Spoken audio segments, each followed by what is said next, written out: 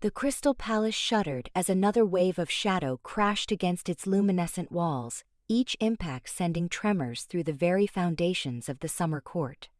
Elara pressed her palm against the smooth surface of her chamber window, watching darkness pour across the eternal twilight sky like spilled ink corrupting pristine parchment. The sight twisted something deep in her chest, a recognition that transcended her mortal understanding yet felt as familiar as her own heartbeat. 6 months had passed since she first stumbled through the veil between worlds. 6 months since Kaelin had claimed her as his bride and bound her fate to the Fey realm through ancient magic she barely comprehended. What had begun as captivity had transformed into something infinitely more complex, a web of desire and duty that left her questioning everything she thought she knew about herself. The mortal world seemed like a half-remembered dream now, its concrete certainties replaced by the fluid reality of the Fey courts, where emotion held as much power as sword or spell. "My lady, you must come away from the window." Lyrian's voice carried the weight of centuries behind its gentle urgency. The ancient Fey had served as her guide through the labyrinthine politics of the summer court, his silver hair and knowing eyes marking him as one of the few who remembered the last great war between the courts. The Night Queen's forces test our defenses, and her shadows seek any weakness to exploit. Elara turned from the window, but couldn't quite tear her gaze from the roiling darkness beyond. "How long can the barriers hold?" "That depends entirely on how much power she's willing to expend and how many allies she's gathered to her cause." Lyrian moved to stand beside her, his expression grave. "The Winter Court maintains its neutrality, but whispers suggest the Autumn Court has pledged their support to Queen Morvaine's campaign. If that proves true, we face not merely shadow magic, but the full fury of the dying. Season itself." The name struck her like a physical blow. Queen Morvaine of the Night Court, the legendary figure whose very existence had shaped centuries of Fey politics through fear and calculated cruelty. Elara had heard the stories whispered in the palace corridors, tales of how Morvaine had seized power by devouring the dreams of her enemies and binding their nightmares to her will. The queen who ruled from a throne carved from the bones of fallen stars, whose court existed in the spaces between sleep and waking, where mortal minds lost their way. "She wants me," Elara said, the words falling from her lips like stones into still water. It wasn't a question. She'd felt the pull of that terrible attention for weeks now, a presence pressing against the edges of her consciousness whenever she let her guard down. The sensation reminded her of standing at the edge of a precipice, knowing that one step forward would send her tumbling into an abyss from which there could be no return. Lyrian nodded slowly, his ancient features etched with concern. "Your power calls to her, just as it once called to our king, but where Kaelin sought to nurture and protect what you might become, Morvaine would twist that potential to serve her own ends. She sees in you the key to unmaking the barriers between the courts, to reshaping the very nature of our realm according to her vision." A shiver ran down Elara's spine as she considered the implications. Her abilities had grown stronger with each passing day, fed by her connection to Kaelin and her gradual acceptance of her place in the Fey realm. What had once been instinctive reactions to danger had evolved into something approaching true magical control, though she still struggled to understand the full extent of her capabilities. The thought of such power falling into Morvaine's hands filled her with a dread that went deeper than mere fear. The palace shuddered again, more violently this time, and through the crystal walls came the sound of horns blown in desperate warning. Lyrian's face went pale as moonlight as he recognized the particular sequence of notes that echoed through the corridors. "The outer defenses have fallen," he breathed, grabbing Elara's arm with surprising strength. "We must reach the throne room immediately. The king will need every advantage if he hopes to repel this assault." They ran through passages that had become as familiar as the hallways of her childhood home, past tapestries that depicted the glorious history of the summer court, and alcoves where flowers bloomed in eternal spring. But now those same corridors rang with the clash of steel and the crackle of unleashed magic as shadow wraiths materialized from pools of darkness to engage the palace guards in desperate combat. Elara watched a young fey warrior dissolve into mist as a wraith's claws tore through his defenses, his scream of agony echoing long after his form had been scattered to the winds. The throne room doors stood open when they arrived, revealing a scene of barely controlled chaos. Kaelin stood at the center of the vast chamber, his summer crown blazing with golden light as he channeled power through the ancient wards that protected his domain. Around him, the lords and ladies of his court added their own strength to the magical barriers, their faces drawn with effort and fear. The very air seemed to thrum with competing magics as light and shadow warred for dominance. Elara's breath caught as she saw her husband clearly for the first time in days. The strain of maintaining the defenses had taken a visible toll on the Fey King, etching new lines around his eyes and lending a tremor to his usually steady hands. His dark hair, normally immaculate, hung loose around his shoulders, and she could see the way his grip on his staff of office had left his knuckles white with tension. Yet even diminished, he remained the most beautiful and terrible thing she had ever seen, power radiating from him in waves that made her skin prickle with recognition. Elara. He turned as she entered, and the relief in his voice was almost enough to bring tears to her eyes. Thank the ancient powers you're safe. I feared Morvaine's agents might have reached you before. His words were cut off by a sound like breaking glass, magnified 1,000-fold, as the great barrier surrounding the palace finally shattered under the relentless assault. Darkness poured through the breach like water through a dam, bringing with it the acrid smell of burning dreams and the whisper of voices that spoke in languages predating mortal civilization. The assembled courtiers fell back with cries of alarm as shadow wraiths materialized in their midst, their forms constantly shifting between nightmare and absence. But it was the figure that emerged from the heart of the darkness that truly commanded attention. Queen Morvaine of the Night Court stepped into the throne room as if she owned it, her presence transforming the familiar space into something alien and threatening.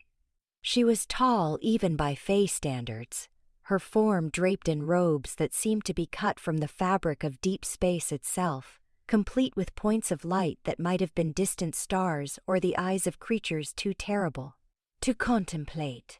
Her face was a study in cruel perfection, with high cheekbones and lips that had never known genuine warmth, while her hair flowed around her like liquid shadow touched with silver fire.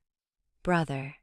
Her voice carried the weight of winter nights and abandoned dreams, each syllable precisely enunciated to drive home the mockery inherent in the familial address. How lovely to see you again, after all these centuries. Though I must say, your court seems somewhat less magnificent than I remembered.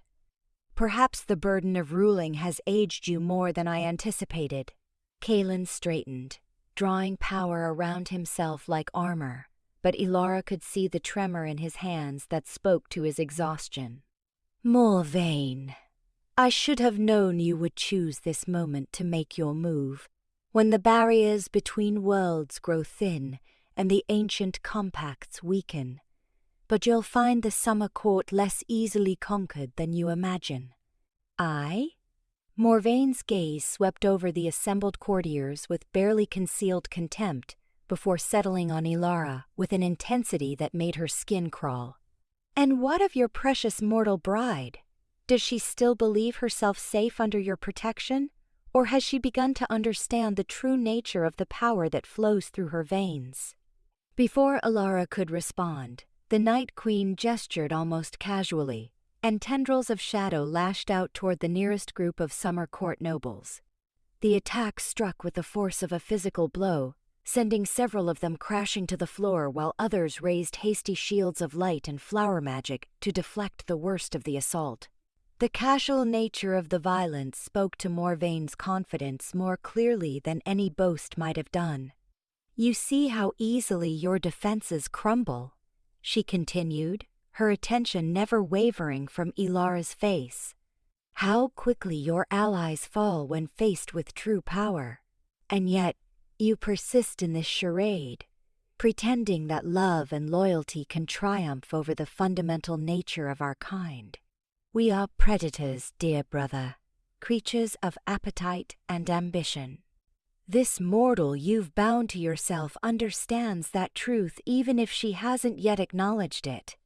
The words hit Elara like a physical blow, awakening doubts she'd tried to bury since her arrival in the Fey realm. There was truth in what Morvaine said, a recognition that went deeper than rational thought. She had felt the hunger growing within her, the desire to take and consume and reshape according to her will. The power that flowed through her carried its own seductive whispers, promising dominion over those who had once held authority over her fate. "She lies," Kaelin said, but his voice carried a note of desperation that undermined his words. "You are more than your power, Elara. More than the hunger it brings. I've seen the compassion in your heart, the strength that comes from choosing to protect rather than to dominate." Morvaine laughed, the sound like breaking crystal and dying hopes. "Oh, how precious! The Summer King still believes in the power of true love to overcome all obstacles. Tell me, brother, does she know the price you paid to claim her as your bride? Does she understand what you sacrificed to drag her across the veil between worlds?" A chill ran down Elara's spine as she saw something flicker across Kaelin's face, a guilt and sorrow that spoke to secrets she'd never suspected. "What is she talking about?" "Nothing that matters now," Kaelin said quickly, but Morvaine's smile had grown sharp as a blade's edge. "Oh, it matters a great deal, I think. You see, my dear girl, Fey magic requires balance. To take something from one realm, another thing of equal value must be given in return. Your beloved husband paid that price to bring you here, though I suspect he's never found the courage to tell you exactly what he surrendered to make you his queen." The revelation hit Elara like a physical blow, awakening 1,000 questions she'd never thought to ask. What had Kaelin given up to claim her? What price had he paid in blood or magic or something more precious still? The look in his eyes told her that Morvaine spoke truth, at least in part, and the knowledge left her feeling hollow and betrayed. "The life of your sister," Morvaine continued with relentless precision. "Oh yes, I know about dear Sarah, whose cancer should have claimed her months ago.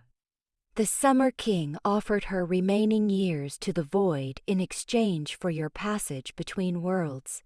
Even now she lies dying in her hospital bed, her body consuming itself while her soul slowly unravels. Such is the price of Fey love, sweet child. Someone always pays." The words struck Elara like a sword thrust to the heart, driving the breath from her lungs and leaving her staggering under the weight of the revelation. Sarah, her younger sister, the one person in the mortal world who had never doubted her or questioned her choices. The sister who had been fighting cancer with such courage and determination, whose recovery had seemed miraculous just before Elara's disappearance. To learn that her own happiness had been purchased with Sarah's life left her feeling sick and hollow, as if something essential had been carved out of her chest. "You're lying," she whispered, but even as the words left her lips she could see the truth written in Kaelin's face. The guilt and sorrow that had flickered there earlier now blazed forth undisguised, confirming Morvaine's revelation in the most devastating way possible. "Am I?" The Night Queen's voice carried genuine amusement now, the satisfaction of a predator that had found its prey's weakness. Ask him yourself, my dear. Ask your loving husband whether he would make the same choice again, knowing what it would cost. Ask him whether your happiness is worth your sister's life." The throne room had fallen silent, except for the whisper of shadow against crystal, and the labored breathing of those who had been wounded in the initial assault. Every eye was fixed on the tableau at the chamber's center, where 3 figures stood, locked in a moment that would reshape the fate of kingdoms. Elara could feel the weight of their attention, the knowledge that her response would determine not just her own future, but the future of everyone who called the summer court home. "Is it true?" The question came out barely above a whisper, but in the supernatural silence of the throne room it carried with perfect clarity. "Kaelin, tell me the truth. Did you sacrifice Sarah's life to bring me here?" For a long moment that stretched like eternity, the Summer King said nothing. When he finally spoke, his voice was hollow with self-recrimination and ancient pain. "I thought I could save them both. I thought my power would be enough to preserve your sister's life while still claiming you as my bride. But the magic demanded balance, and I was forced to choose between losing you forever and paying a price I never wanted to pay." The admission hit her like a physical blow, confirming her worst fears and transforming her understanding of everything that had passed between them. The love she'd thought was growing between them, the sense of belonging she'd begun to feel in the Fey realm, all of it was built on a foundation of lies and sacrifice. Sarah was dying because of her, because Kaelin had decided that his desire for a queen outweighed the value of a Purchin. "Mortal life. You murdered my sister," she said, the words falling like stones into still water. "You condemned her to death so you could have me as a prize." "It wasn't like that," Kaelin protested, taking a step toward her only to freeze as power began to radiate from her in waves. "I love you, Elara. Everything I did was to protect you, to give you a chance at the life you deserved. A life built on my sister's grave." The power within her was rising now, fed by her rage and grief and the terrible understanding of what her presence in the Fey realm had cost. She could feel it pushing against the boundaries of her control, seeking outlet in destruction and vengeance. A throne purchased with innocent blood. Morvaine watched the exchange with undisguised delight, her dark eyes glittering with satisfaction as she saw her words take root and flower into devastation. "Now you begin to understand, child. This is the nature of our kind, the fundamental truth that your husband sought to hide from you. We take what we desire regardless of the cost to others. We are creatures of appetite and ambition, and love is simply another form of hunger to be satisfied." The words resonated with something deep inside Elara, awakening impulses she'd tried to deny since her arrival in the Fey realm. The hunger for power, for dominion, for the right to shape reality according to her will. She could feel it calling to her now, offering solutions to the pain that threatened to tear her apart. Why should she mourn Sarah's fate when she could simply take Morvaine's power and use it to rewrite the rules that governed life and death?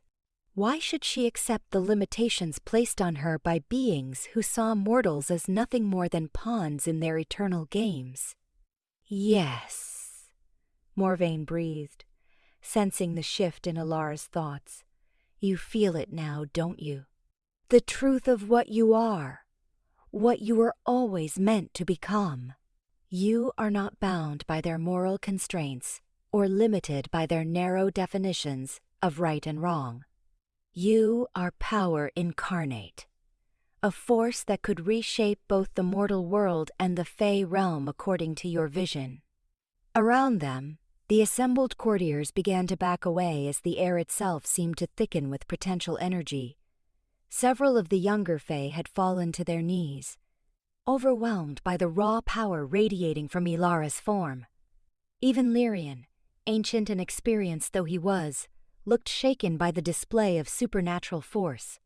But it was Kaelin's face that drew her attention, the mixture of love and fear and desperate hope written across his features. She could see him preparing to act, gathering what remained of his strength for one final attempt to contain the situation before it spiraled completely beyond control. The knowledge that he still thought he could manage her, could direct her choices according to his will, only fed the flames of her anger. "Don't," she said, her voice carrying harmonics that resonated through dimensions mortal ears couldn't perceive.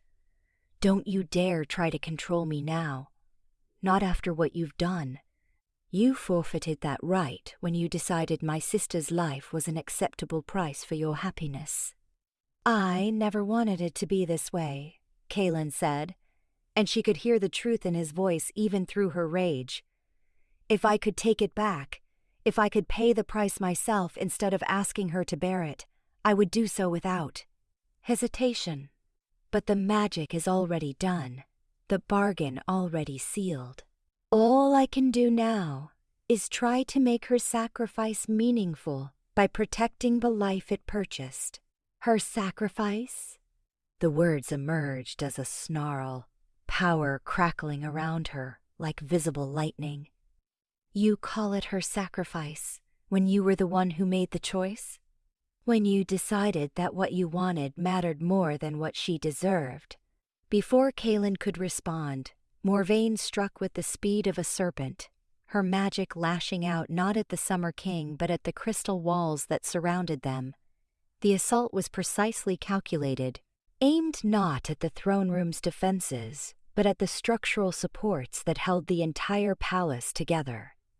With a sound like the world breaking, hairline cracks began to spread through the luminescent crystal, each fracture weakening the entire edifice. "Enough talk," the Night Queen declared, her voice cutting through the chaos like a blade. "I came here for the girl, and I will not be denied by sentiment and self-recrimination. She belongs to my court now, whether she acknowledges it or not. The power within her calls to the darkness, and in time she will answer that call, regardless of her current loyalties." The palace shuddered as another section of wall gave way, sending cascades of crystal shards raining down on the assembled courtiers. Several of them cried out as the falling debris found its mark, while others raised shields of magic to deflect the worst of the destruction. But Elara barely noticed their plight, her attention focused entirely on the choice that lay before her. She could feel Morvaine's offer like a physical presence in her mind, the promise of power beyond imagining and freedom from the moral constraints that had always bound her. Why should she care about the Summer Court's fate when they had welcomed her with false smiles while their king purchased her love with innocent blood? Why should she protect people who saw her as nothing more than a useful tool in their political games? But even as the dark thoughts swirled through her consciousness, she could hear another voice calling to her. Not Kaelin's desperate pleas or Morvaine's seductive whispers, but something that came from deeper within herself. The memory of Sarah's laughter, bright and warm and utterly without guile. The recollection of quiet moments shared between sisters when the world had been smaller and choices had shone, seemed clearer.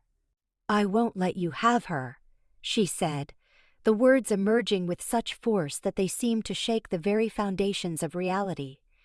"Sarah doesn't deserve to die for your games, any more than these people deserve to suffer for your, ambitions." Morvaine's expression shifted from satisfaction to something approaching surprise. "You would defy me? Even knowing that I offer you everything your heart desires? Power, vengeance, the ability to right every wrong that has ever been committed against you? I would choose who I'm going to be." Elara replied, and as she spoke she felt something shift within her, a fundamental realignment of purpose and identity. "I won't be your weapon or his prize. I'll be myself, whatever that means, and whatever it costs. The declaration seemed to resonate through dimensions beyond the merely physical, awakening responses from forces that had slumbered since the first courts were founded. The air around Elara began to shimmer with awe. Possibility as reality itself seemed to bend in response to her will. But before she could explore the implications of her newfound resolve, Morvaine moved with desperate speed. The Night Queen's attack came not as shadow or nightmare, but as pure negation, an assault designed to unmake rather than destroy. It struck Elara like a wave with absolute cold, seeking to drain away not just her power but her very existence. For a moment that lasted eternity, she felt herself beginning to dissolve, her consciousness scattered across probability and potential. Then Kalen was there, his remaining strength focused into a shield of summer light that turned aside the worst of Morvaine's assault. The effort cost him dearly, leaving him staggering and pale. But it bought Elara the moment she needed to gather her defenses and strike back with power that had never been fully tested. Counterattack came not as magic in any sense the Fae courts would recognize, but as something far more fundamental. It was choice given form, will made manifest, the absolute refusal to be anything other than what she decided to become. The force of it caught Morvaine completely off guard, sending the Night Queen reeling backward with a cry of shock and pain. But the exchange had consequences beyond the immediate participants. The competing magics tore at the already weakened structure of the palace, sending new cracks racing through walls and ceiling alike.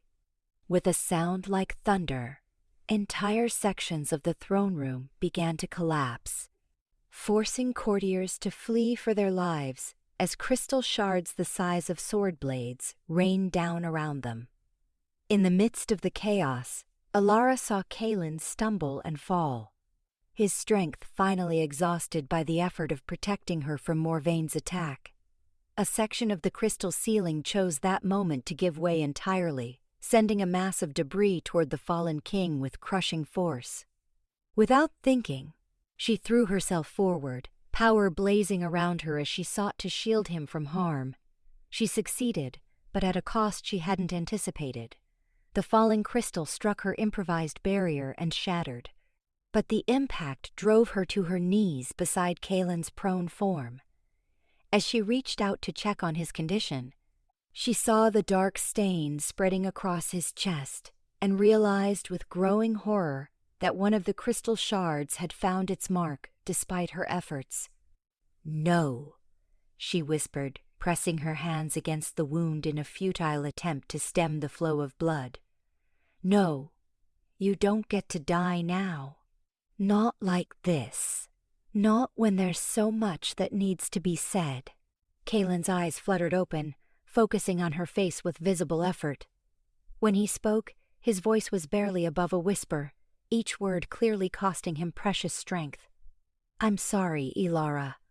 For everything. For the choice I made. For the pain I caused. For failing to protect you when it mattered most. Save your strength," she said, but even as the words left her lips, she could see the truth written in his failing eyes. The wound was too deep, the damage too extensive for even Fae healing to reverse. "We'll find a way to fix Sere. There has to be something we can do." "The crown," he breathed, his hand moving weakly toward the circlet of golden light that still rested on his brow. "Take it. The court needs a ruler, and you're the only one with the power to stand against Morvaine. You're the only one who can save them." The implication of his words hit her like a physical blow. He was asking her to become what she'd spent months fighting against, to accept the very role she'd tried so hard to reject. The thought of binding herself permanently to the Fae realm, of taking responsibility for the lives and futures of beings who had treated her as little more than a Kea, useful tool, filled her with a mixture of terror and revulsion. "I can't," she said, shaking her head in denial. "I'm not ready for this. I don't know how to be a queen, how to rule people who see me as an outsider. I don't even know if I want to stay in this realm or return to the mortal world." "You're ready," Kalen insisted, his hand closing weakly around hers.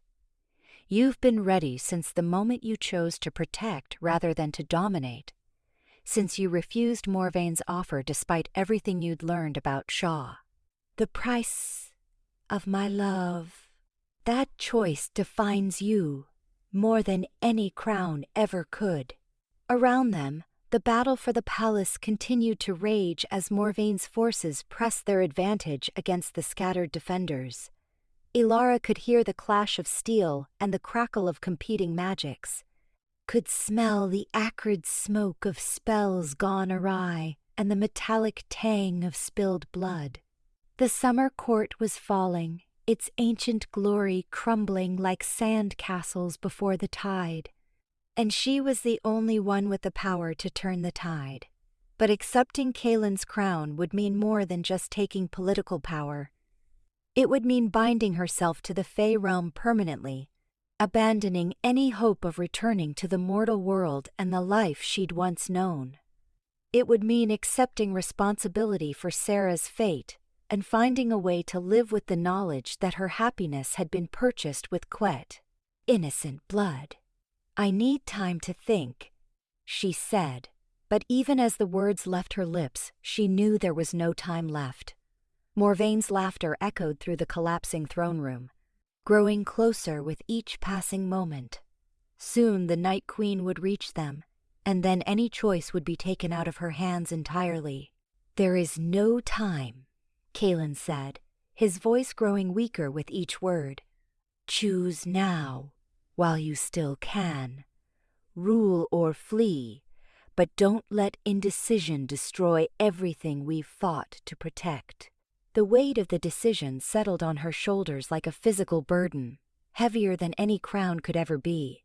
She could feel the power within her responding to the moment, offering her visions of what might be if she accepted the responsibility being thrust upon her.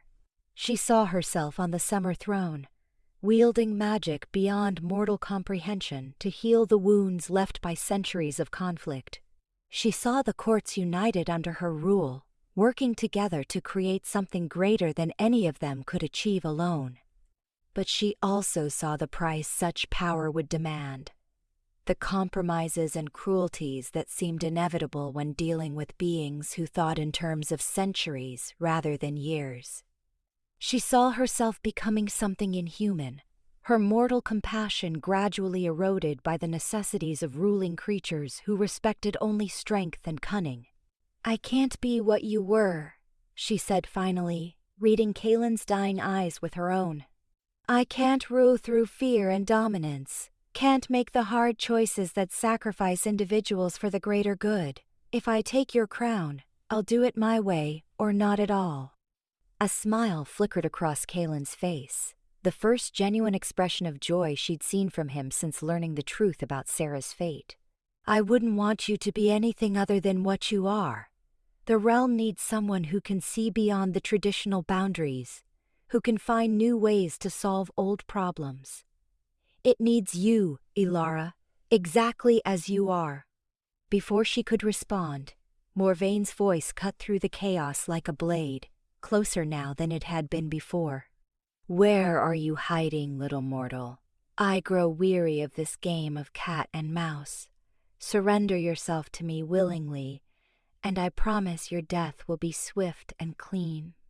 The threat crystallized something within Elara, transforming her uncertainty into cold resolve. She might not want the crown or the responsibilities it represented, but she couldn't stand by and watch Morvaine destroy everything Kalen had worked to build.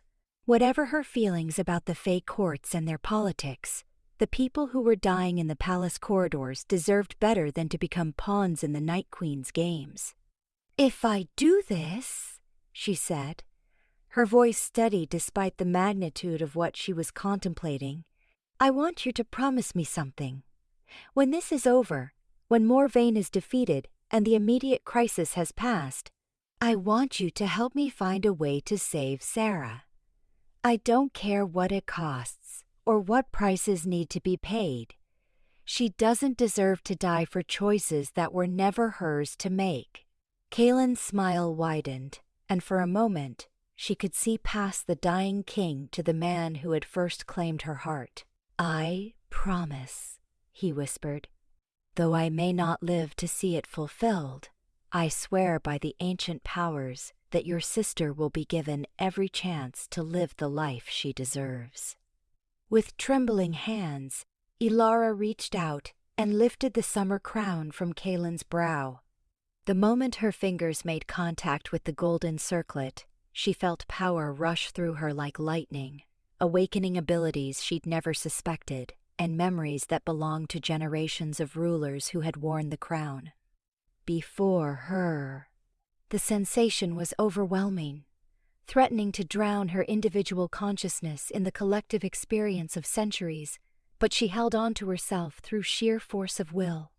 As she placed the crown on her own head, the dying palace around them seemed to hold its breath. The crystal walls stopped their groaning collapse, the air grew still and heavy with potential, and even the sounds of battle faded to whispers. Then power erupted from her in waves, flowing out through the palace and beyond to touch every corner of the summer court's domain. The change was immediate and dramatic. Cracks in the crystal walls began to seal themselves. Debris rose from the floor to reform into architectural elements, and the very air seemed to brighten as if dawn were breaking after the longest night in history. She could feel the court's magic responding to her will, reshaping itself to accommodate her vision of what it should be. But more than that, she could feel the people of the summer court responding to her assumption of power. Their fear began to transform into hope, their despair into determination. She sensed courtiers picking themselves up from the rubble and preparing to fight again, guards rallying to defensive positions they'd thought lost, servants working to evacuate the wounded to safety. The crown had made her more than their ruler. It had made her the living embodiment of their collective will to survive and thrive. Morvaine's scream of rage cut through the transformed atmosphere like a sword through silk. The Night Queen materialized at the far end of the throne room, her perfect features twisted with fury and disbelief. The shadows that surrounded her writhed with agitation, responding to their mistress's emotional state with violent unpredictability. "Impossible!" she snarled, her voice echoing with harmonics that spoke to primal fears buried deep in the mortal psyche. "The crown cannot accept you. You are not of the blood, not born to rule over the Fae courts. This is some trick, some desperate illusion conjured by a dying king. The crown accepts who it chooses," Elara replied, rising to her feet with new confidence flowing through her veins. "And it has chosen me, whatever that means for the future of this realm. Your war is with me now, Morvaine, not with the people who were simply trying to live their lives in peace." The Night Queen's laughter was like breaking glass, sharp and painful to hear. "You think a mortal crown-bearer can stand against me? I have ruled my domain for 3,000 years, child. I have devoured the dreams of nations and rewritten the very fabric of nightmare to serve my will. What are you compared to that legacy of power? I'm someone who chooses to fight for others instead of consuming them," Elara said, and as she spoke she felt the truth of the words resonate through her being. "I'm someone who believes that strength comes from protecting the weak, not from dominating them. And I'm someone who's tired of letting bullies hurt people just because they have the power to do so." The declaration seemed to strike Morvaine like a physical blow, causing her to stagger backward with an expression of genuine shock. For a moment, the Night Queen's carefully maintained composure cracked, revealing something vulnerable and almost human beneath the layers of accumulated cruelty. "You don't understand what you're saying," Morvaine whispered, her voice losing much of its earlier confidence. "You don't know what it means to rule, what choices you'll be forced to make when the alternatives are all terrible. Power corrupts, little mortal. It changes you in ways you can't imagine until it's too late to turn back." "Maybe it does," Elara acknowledged, feeling the weight of the crown on her brow and the responsibilities it represented. "But maybe it doesn't have to.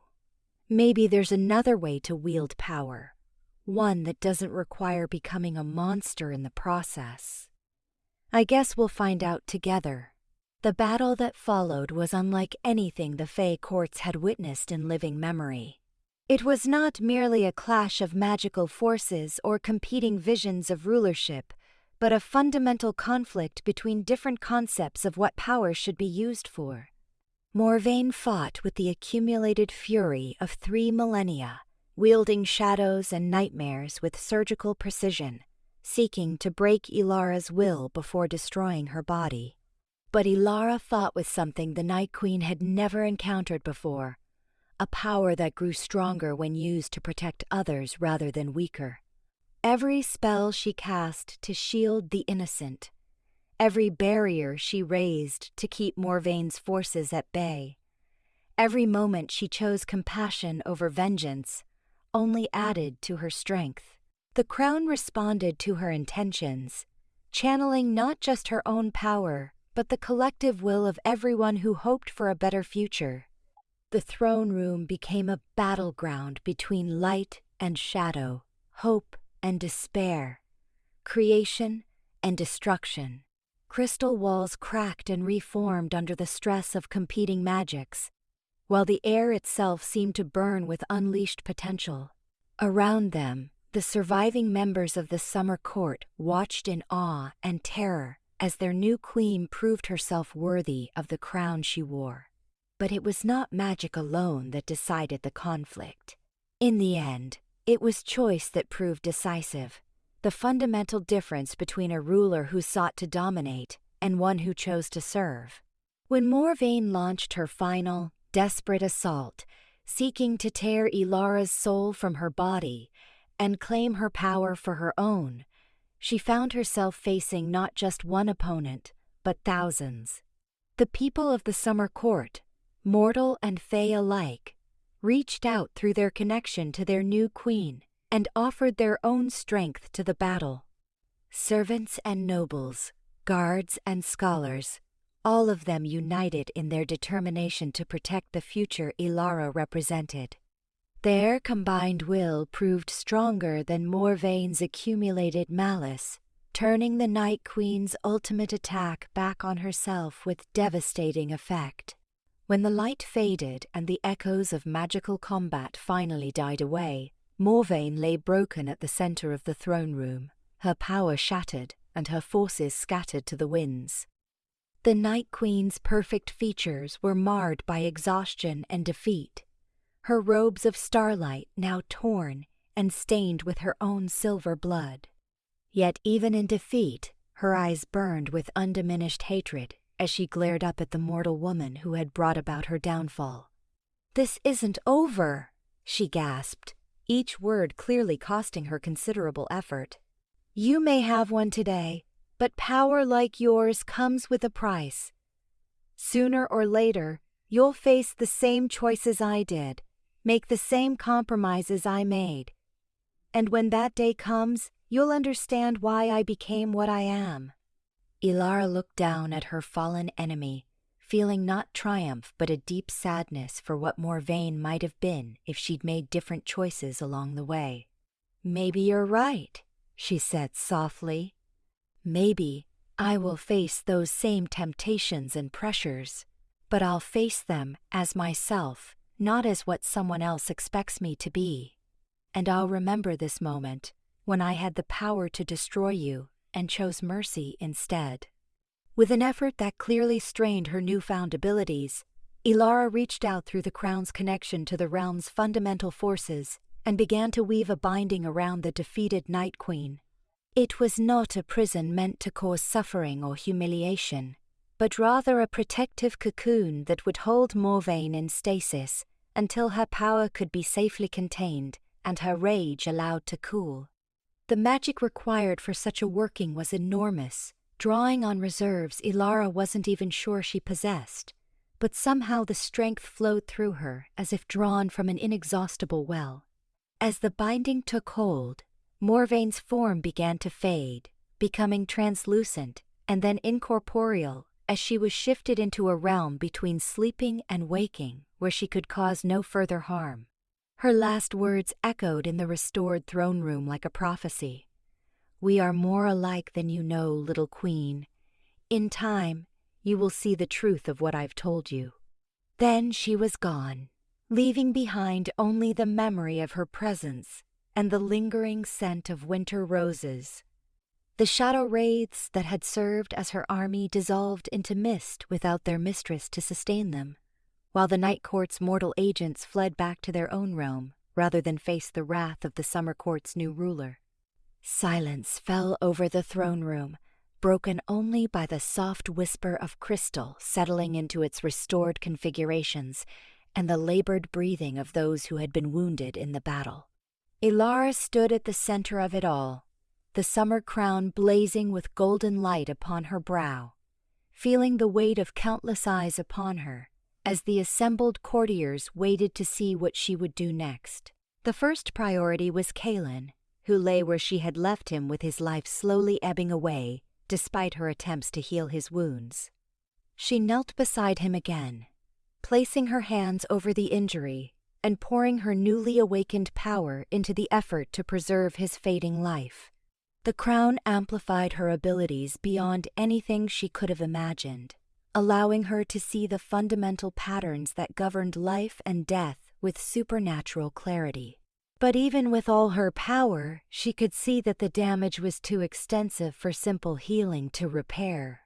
The crystal shard had pierced not just his physical form but something deeper, disrupting the magical patterns that sustained his immortal existence. To truly save him would require her to venture into realms of magic she barely understood, with consequences she couldn't predict. "Don't," Kaelin whispered, his eyes opening to focus on her face with visible effort. "Don't sacrifice yourself or others to preserve my life. I made my choices, accepted the prices they demanded. Let me face the consequences with whatever dignity I have left." "I'm not giving up on you," Elara said firmly, though she could feel tears starting to form in her eyes. "Not when there might be something I can do to help. You said you wanted to make things right with Sarah, to find a way to undo the harm that was done. Well, this is your chance to keep that promise." She closed her eyes and reached deeper into the crown's reservoir of power, seeking the knowledge and abilities that had been accumulated by generations of Summer Court rulers. What she found there both amazed and terrified her: a vast library of magical techniques and theoretical frameworks that would take lifetimes to fully master. But among all that accumulated wisdom, she found what she was looking for: a healing art so profound and dangerous that it had been attempted only a handful of times in the court's long history.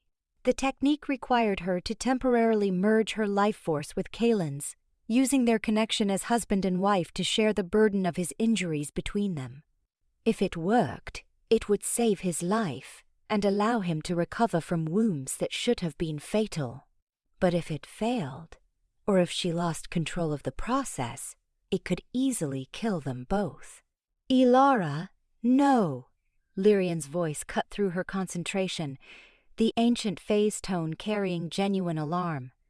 "What you're contemplating is incredibly dangerous.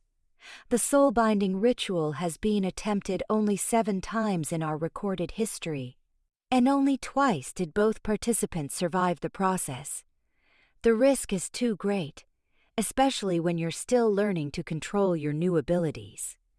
"The risk is mine to take," she replied without opening her eyes, already beginning to weave the complex magical patterns the ritual required. "And I've already lost too many people to choices made by others. I won't lose him too, not when I have the power to prevent it. The ritual itself was unlike anything she had ever experienced.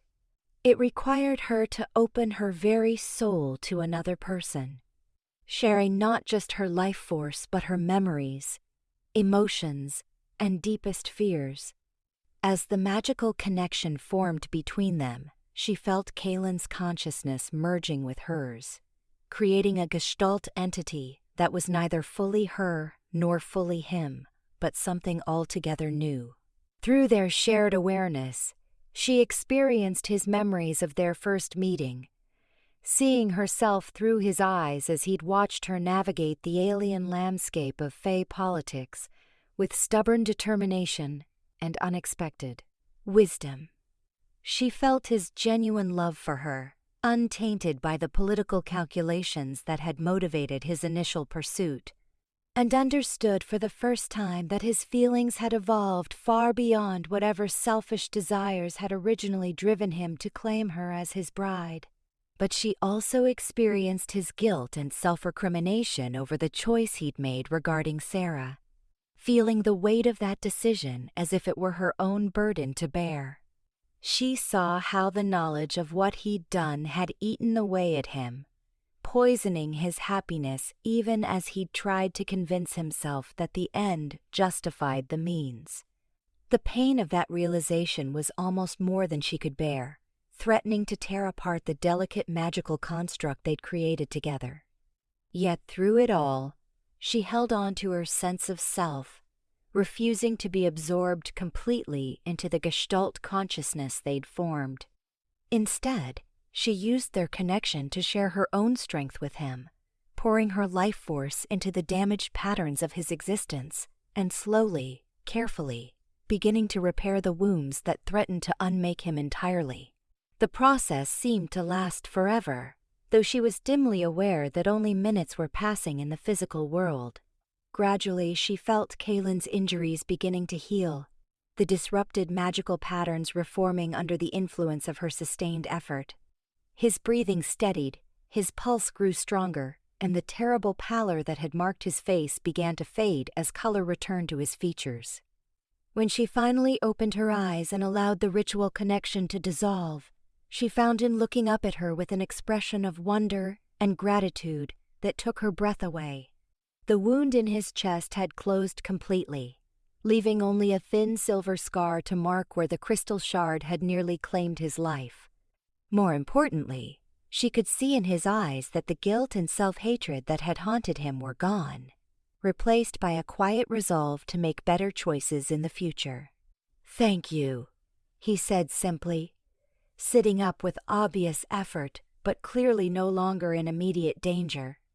"For saving my life, for accepting the crown, for everything you've done to protect this court and its people. I know I don't deserve your forgiveness after what I've put you through, but I want you to know that my love for you is real, whatever else you might doubt about my motives." Elara felt a complex mixture of emotions swirling through her as she looked at the man who had changed her life so completely. Love was still there, she realized, but it was different now, tempered by knowledge and scarred by betrayal. She couldn't simply go back to the way things had been before learning about Sarah's fate, couldn't pretend that his choices hadn't fundamentally altered her understanding of who he was and what their relationship meant.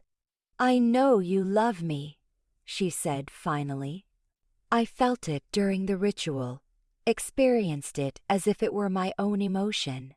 But love isn't enough to erase what was done, or to guarantee that similar choices won't be made in the future. If we're going to move forward together, it has to be as equals, with complete honesty between us. No more secrets. No more decisions made for my own good without my knowledge or consent." Kaylin nodded slowly, understanding flickering in his eyes as he grasped the new dynamic she was proposing. "I accept those terms completely.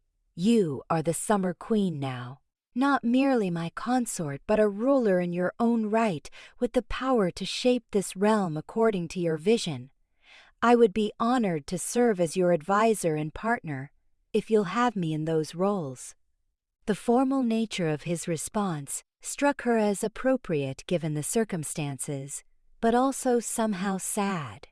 They had moved beyond the simple dynamics of mortal romance into something more complex and political, their personal relationship now inseparable from their duties to the court and its people.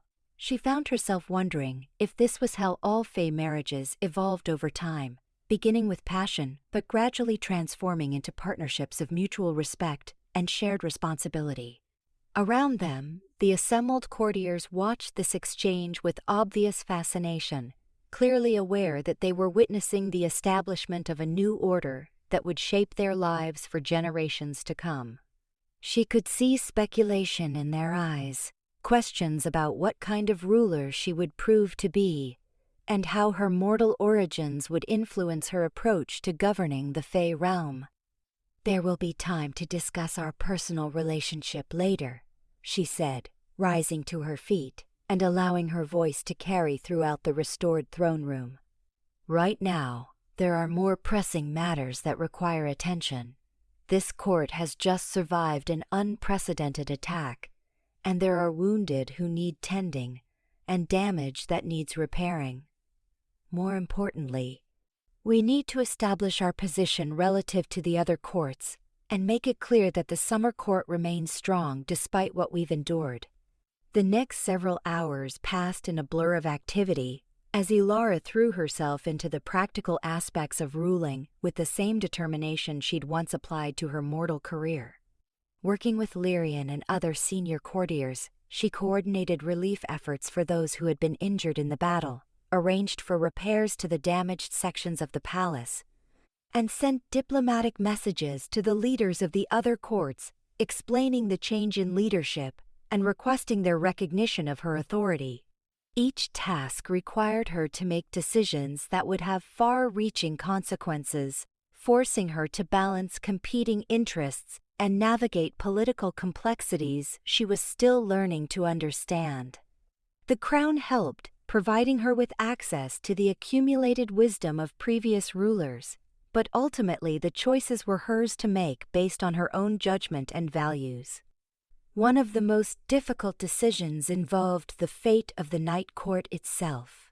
With Morvaine defeated and bound, her realm was effectively leaderless, creating a power vacuum that other courts might seek to exploit. Traditional Fae politics would have demanded that the Summer Court claim dominion over the Night Court's territory and subjects, absorbing them into its own structure and dividing the spoils among loyal followers. But Elara found herself reluctant to follow that well-established precedent. The Night Court subjects were not responsible for their queen's actions, and many of them had probably suffered under Morvaine's tyrannical rule as much as anyone else. To simply conquer them and redistribute their lands seemed like perpetuating the same cycle of dominance and submission that had characterized Fae politics for millennia. What if we tried something different? She proposed during a late-night strategy session with her closest advisors. Instead of claiming the Night Court as conquered territory, what if we offered its people a choice? They could join the Summer Court as equal citizens, establish their own independent government, or seek alliance with one of the other courts. The important thing would be giving them agency in determining their own future. The suggestion was met with stunned silence from the assembled courtiers, several of whom looked as if she'd proposed abolishing the concept of monarchy entirely. Lyrian was the first to recover his composure, though she could see the concern written clearly across his ancient features. "My lady," he said carefully, "such an approach would be completely unprecedented in the history of the Fae courts. Traditionally, the spoils of war belonged to the victor, and attempting to give them away could be seen as a sign of weakness by our rivals. The winter and autumn courts might interpret such generosity as an indication that you lack the strength or will to properly rule your expanded domain. Let them interpret it however they choose," Elara replied, with more confidence than she actually felt.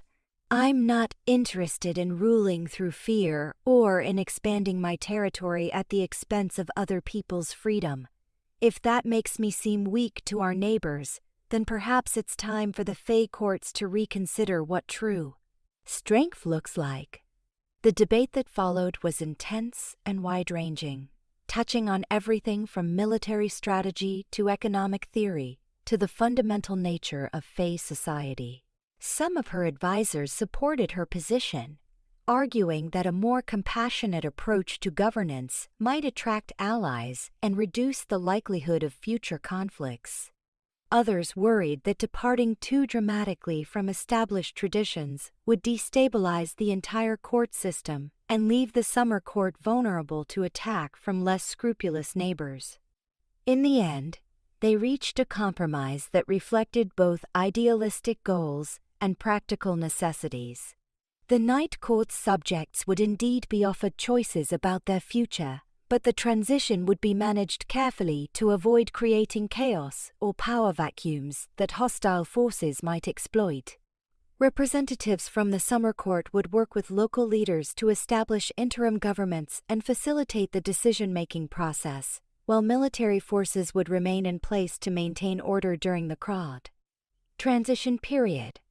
It was, Elara realized, the kind of nuanced solution that would have been impossible under the old system of absolute rulers making unilateral decisions. By involving multiple perspectives and seeking input from those who would be affected by the policies, they'd developed an approach that was both more ethical and more likely to succeed in the long term. As dawn broke over the Crystal Palace, painting the walls with rose and gold light but seemed to celebrate the new order taking shape within them, Elara found herself standing once again at the window of what had once been her private chambers. The view had changed dramatically since the previous night, with work crews already busy repairing the damage caused by the battle and gardeners planting new flowers to replace those that had been trampled in the chaos. But it was the sight of people moving freely through the palace grounds that struck her most forcefully.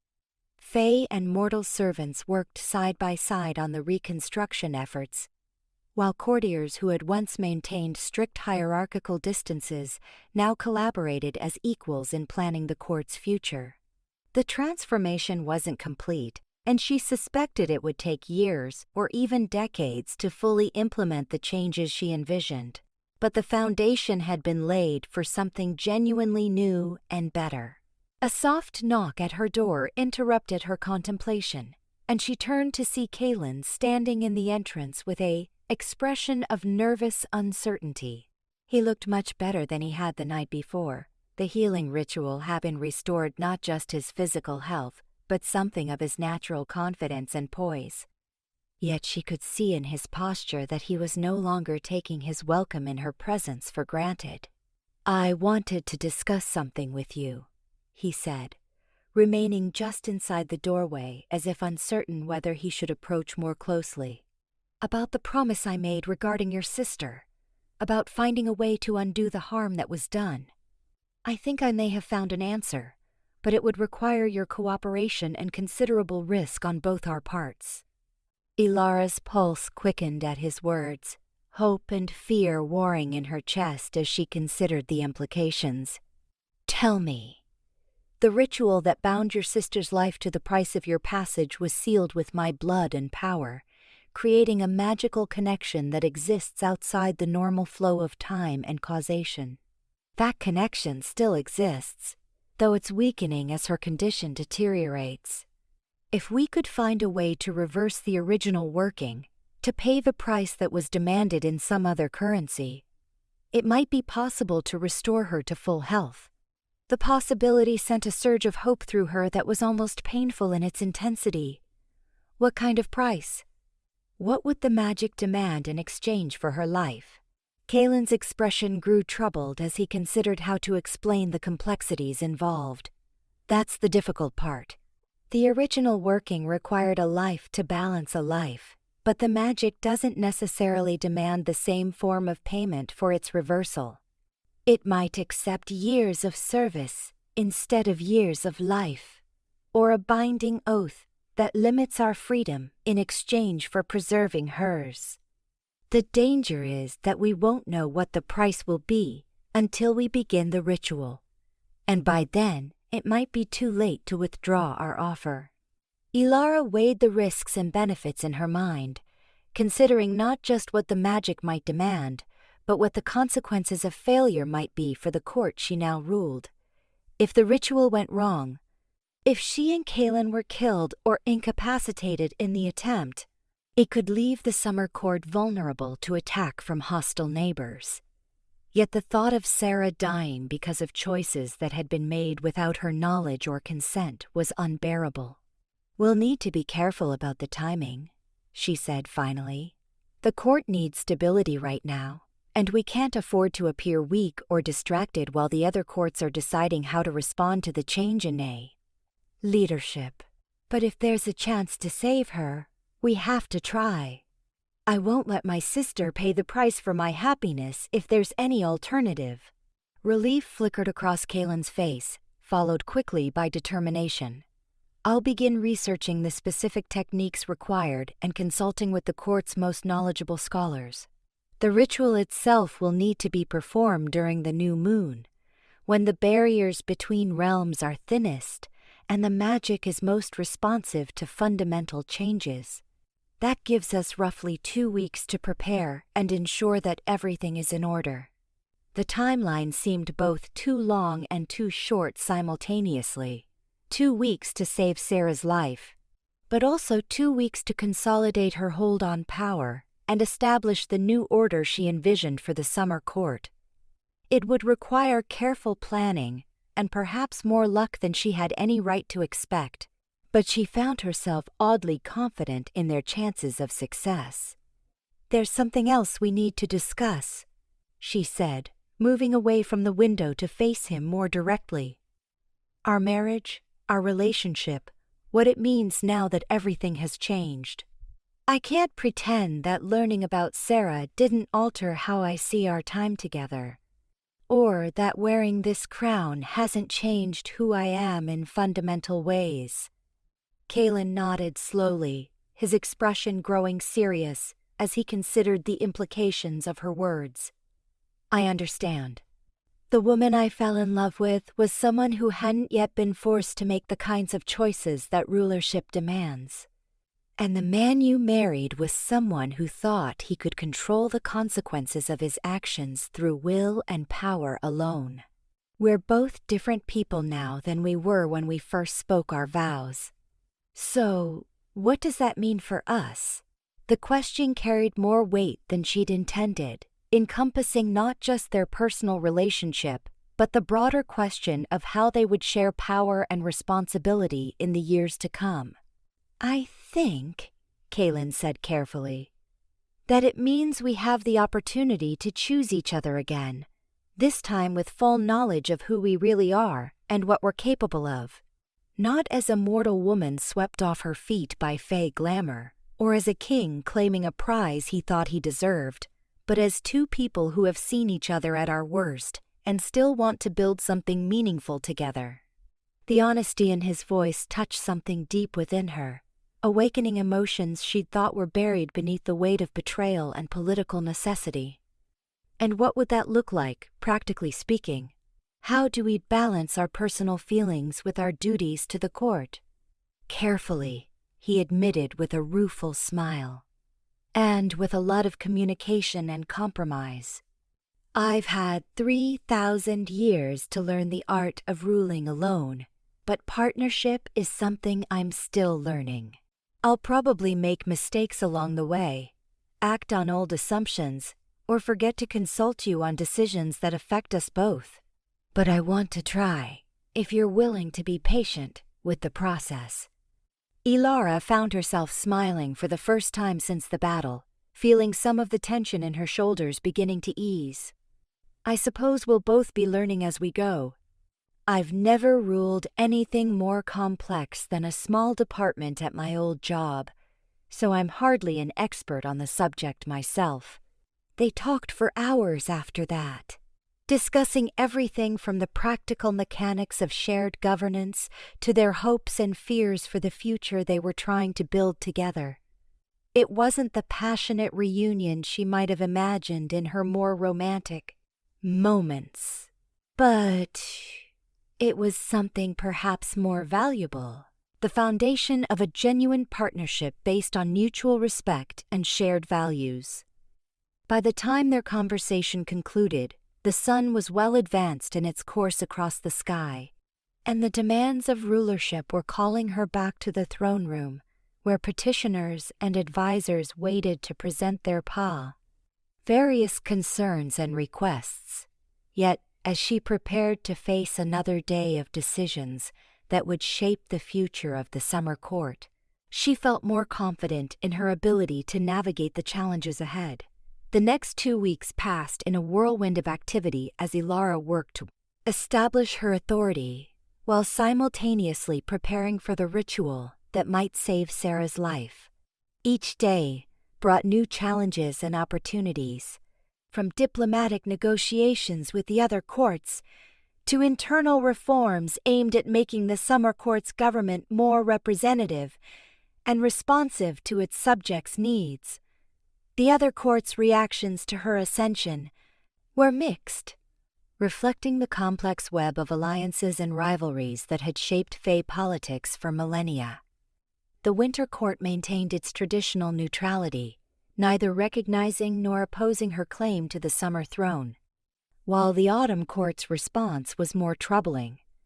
Reports from her spies suggested that Autumn's leadership was actively considering whether to challenge her authority, viewing a mortal-born queen as a sign of weakness they might exploit. But it was the Spring Court's reaction that surprised her most. Queen Titania, whose domain had been the Summer Court's closest ally for centuries, sent an envoy requesting a personal meeting to discuss the implications of recent events. The message was diplomatically phrased, but Elara could read between the lines well enough to understand that her fellow queen had serious concerns about the precedent her ascension might set. The meeting took place in a neutral location, a grove of ancient trees that stood at the boundary between the two courts' territories. Titania herself was everything Elara had expected and more. A figure of ethereal beauty, whose presence seemed to make the very air around her sparkle with possibility. Yet beneath that supernatural grace, she could sense the calculating intelligence that had allowed the Spring Queen to maintain her position for over 2,000 years. "You present me with a dilemma, young queen," Titania said without preamble once the formal greetings had been exchanged. "Your methods are unconventional, and your origins raise questions about the fundamental nature of our kind. Some of my advisors believe that allowing a mortal to rule one of the great courts sets a dangerous precedent that could destabilize our entire civilization." "And what do you believe?" Elara asked, meeting the other queen's gaze directly despite the intimidating weight of her presence. Titania was quiet for a long moment, her expression thoughtful as she considered her response. "I believe that change is inevitable, whether we embrace it or resist it. The question is whether we can guide that change in directions that serve our people's best interests, or whether we'll be swept away by forces beyond our control. Your approach to governing the Night Court's former territories suggests that you may have insights worth considering, even if they challenge traditional ways of thinking." The conversation that followed was one of the most intellectually stimulating experiences Elara had enjoyed since assuming the crown. Titania proved to be not just politically astute, but genuinely curious about the principles underlying Elara's reforms and their potential applications to other domains. They discussed everything from economic theory to social psychology, exploring how mortal innovations might be adapted to address problems that had plagued Fae society for centuries. By the end of their meeting, they had reached a tentative agreement that formalized the Spring Court's recognition of Elara's authority, while establishing frameworks for future cooperation on matters of mutual interest. It wasn't a full alliance, but it was a significant step toward legitimizing her position and reducing the likelihood that hostile courts would view her as an easy target for aggression. The success of that diplomatic initiative gave her confidence as she prepared for the more personal challenge of the ritual to save Sarah's life. Kaelin had spent the intervening weeks researching the specific techniques required and gathering the rare materials the working would demand. His scholarship had uncovered several historical precedents that suggested the ritual was possible, though none of the documented attempts had been performed under circumstances quite like theirs. The night of the new moon arrived with unusual atmospheric conditions, as if the realm itself was responding to the momentous working they were about to attempt. The air hummed with potential energy, and she could see strange lights dancing at the edges of her vision whenever she turned her head too quickly. The very fabric of reality seemed thinner than usual, making it easier to perceive the magical currents that flowed beneath the surface of ordinary experience. They performed the ritual in the palace's most secure chamber, a room warded with protections that had been accumulating for over 1,000 years. The space itself was circular, with symbols of power carved into every surface, and a complex pattern of precious metals inlaid into the floor. At the center stood an altar of black stone that seemed to absorb light rather than reflect it, its surface polished to mirror smoothness despite its obvious age. "Are you ready for this?"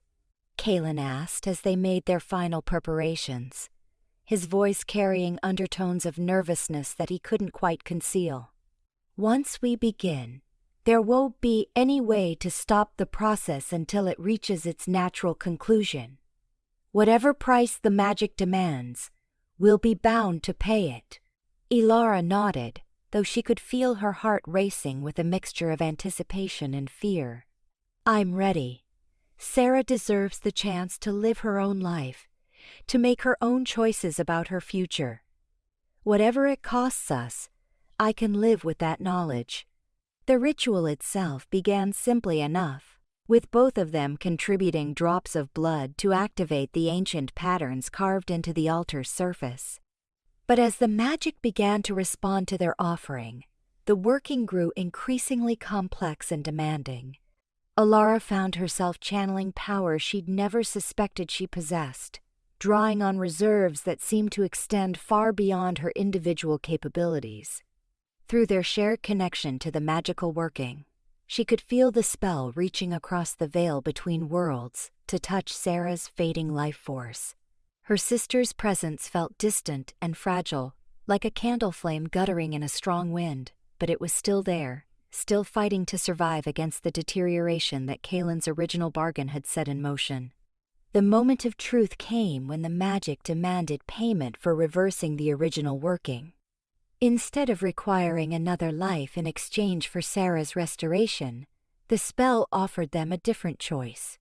They could preserve her mortality at the cost of binding themselves permanently to the Fey realm, surrendering any possibility of returning to the mortal world or living ordinary human lives. For Elara, the choice was easy.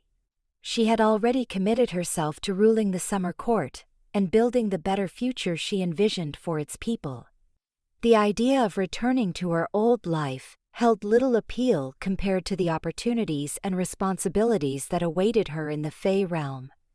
But she could see, in Kaelin's eyes, that the decision was more difficult for him, involving the surrender of freedoms he had taken for granted for millennia. "You don't have to do this," she said, their voices joining in perfect harmony as they spoke the words that would seal their bargain with the magic. "I can accept the binding alone if you're not ready to make that commitment." "We face this together," he replied without hesitation, his hand closing around hers as the power reached its crescendo. "Whatever the future holds, we'll need it as partners." The magic accepted their joint offering with what felt like satisfaction, drawing the binding tight around both of them before turning its attention to the more complex task of unraveling the original working that had tied Sarah's fate to Elara's passage between worlds. The process was neither quick nor painless, requiring them to experience every moment of suffering that Sarah had endured, while also maintaining the focus necessary to guide the magical energies properly. But when it was finally over, when the last echoes of power had faded and they collapsed exhausted on the chamber floor, Elara could feel through their mystical connection that Sarah's life force had been restored to its natural state. Her sister would live, would recover from the cancer that had been consuming her, would have the chance to build the future she deserved. The price they had paid was steep, but not unbearable. They were bound to the Fae realm now in ways that went deeper than political obligation or personal choice. Their very souls intertwined with the magical forces that sustained the court system. They would age more slowly than mortals, but faster than pure-blooded Fae, would retain their capacity for growth and change while also accepting the responsibilities that came with their expanded lifespans. But more than that, they had proven to themselves and to the magic that governed their world that love could be more than mere appetite, that power could be used to heal rather than to harm. The precedent they had set with this working would have implications far beyond their personal situation, offering hope to others who faced impossible choices between competing loyalties. As they helped each other to their feet and prepared to return to the demands of rulership, Elara felt a deep sense of satisfaction that went beyond the successful completion of the ritual. They had saved Sarah's life, yes, but they had also demonstrated that the old ways of thinking about power and sacrifice were not immutable laws, but choices that could be made differently by those with the will to try. The months that followed saw the summer court transformed in ways that would have been unimaginable under the old system of governance. Working with advisors from across the political spectrum and representatives from every segment of society, Elara implemented reforms that made the court more responsive to its subjects' needs while also strengthening its position relative to potential enemies. The integration of the Night Court's former territories proceeded more smoothly than anyone had dared hope, with most of the displaced population choosing to join the Summer Court as full citizens rather than seeking alternative arrangements. The few who preferred independence were helped to establish their own communities, with the support and protection of the Summer Court's military forces, creating buffer zones that enhanced regional security while respecting individual autonomy. Relations with the other courts remained complex but generally stable, with most of their neighbors choosing to adopt a wait-and-see approach rather than openly challenging Elara's authority. The Winter Court maintained its traditional neutrality while quietly expressing interest in some of the Summer Court's innovations, while the Autumn Court's hostility had cooled considerably after several of their more aggressive initiatives were quietly frustrated by superior intelligence and diplomacy. But it was the personal transformation in her relationship with Kaelin that proved most rewarding in the long term. Their marriage had evolved into something deeper and more genuine than either of them had experienced before. Built on mutual respect and shared commitment to principles that transcended personal desire. They were partners in the truest sense, complementing each other's strengths while compensating for each other's weaknesses. Standing once again at the window of what was now truly her palace, watching the sun set over a realm that had been forever changed by the choices she'd made, Elara reflected on the journey that had brought her to this moment.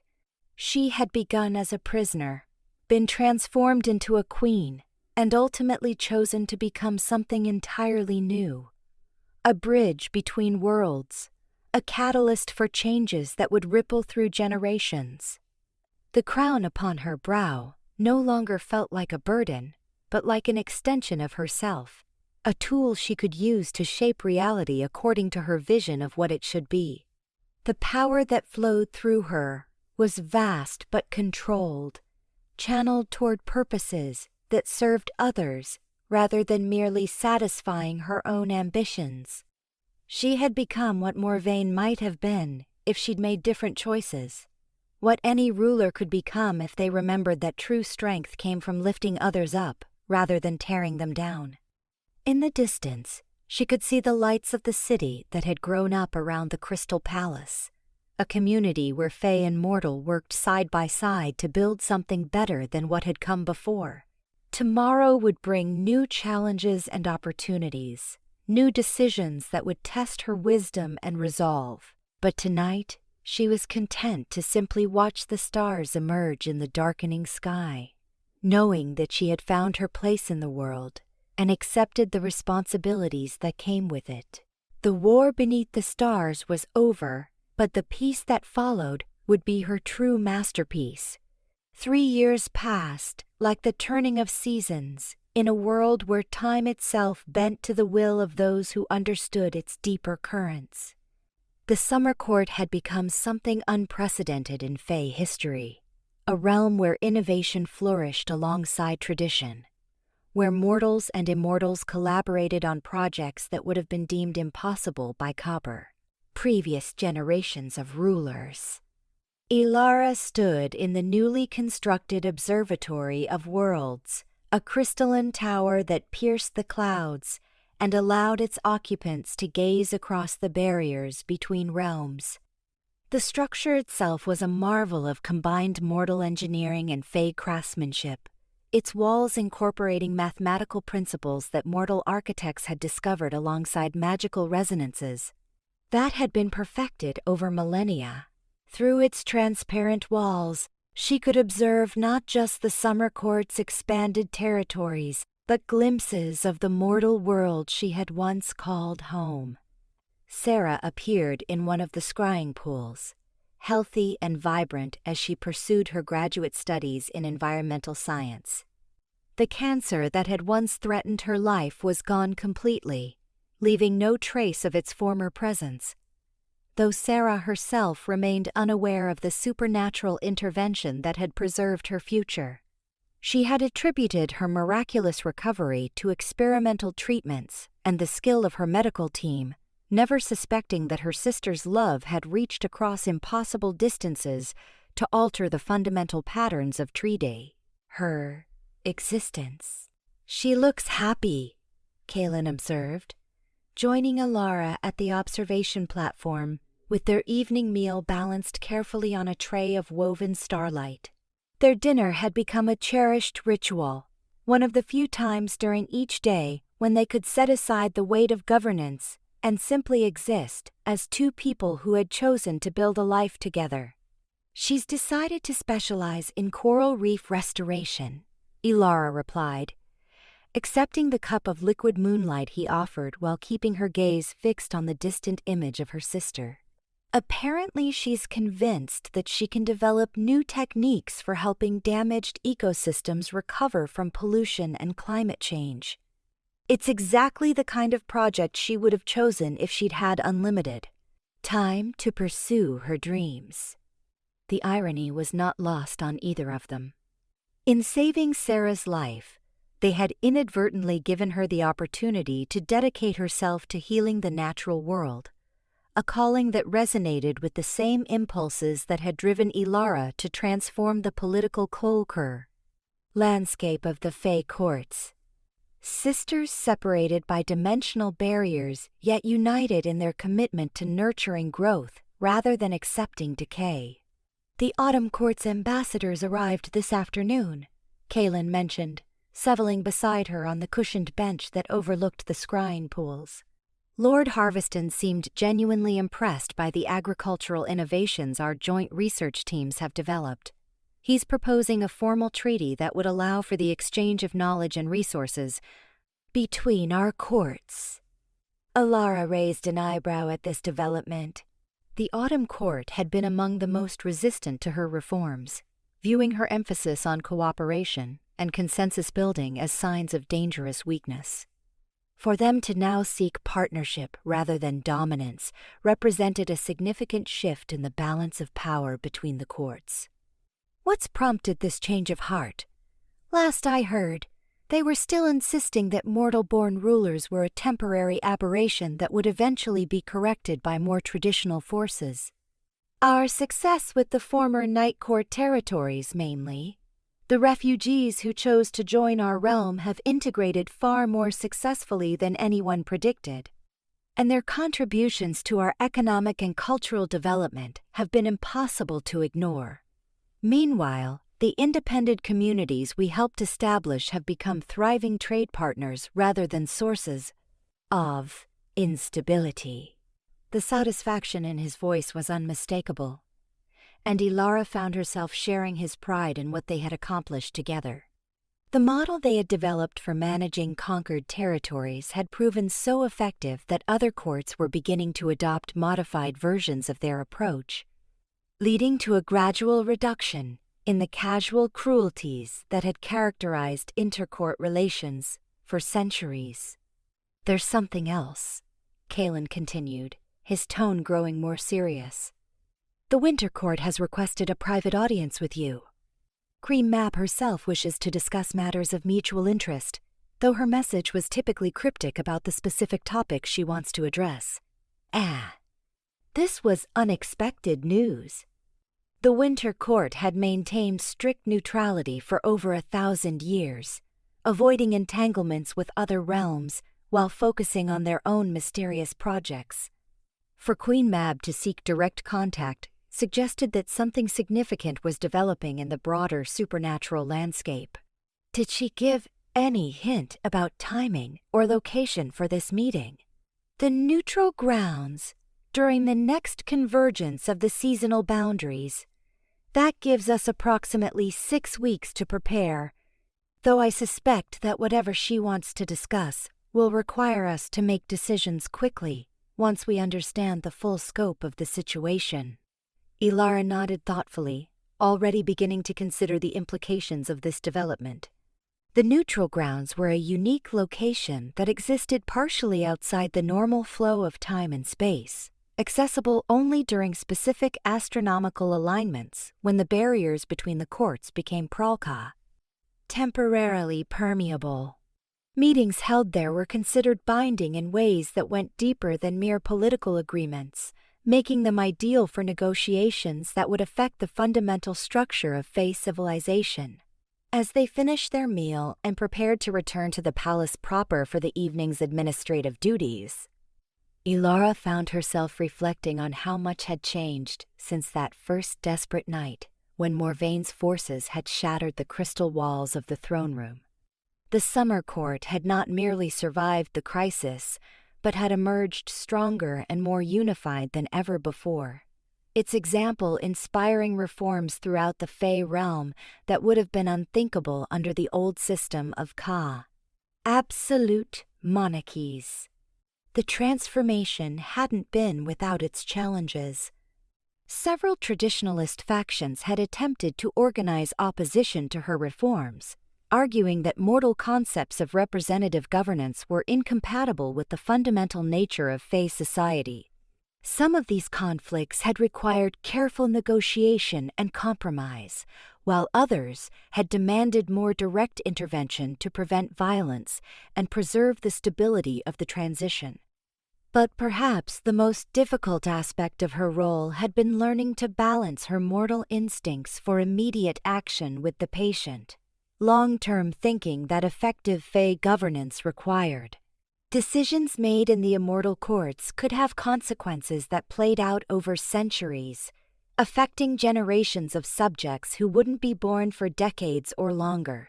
The weight of that responsibility had initially been overwhelming, but she had gradually developed the perspective necessary to consider not just immediate needs, but long-term implications.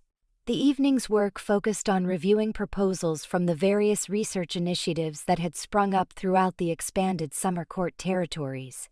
Teams of mortal and Fae scholars were collaborating on projects ranging from sustainable energy development to advanced mathematical theories.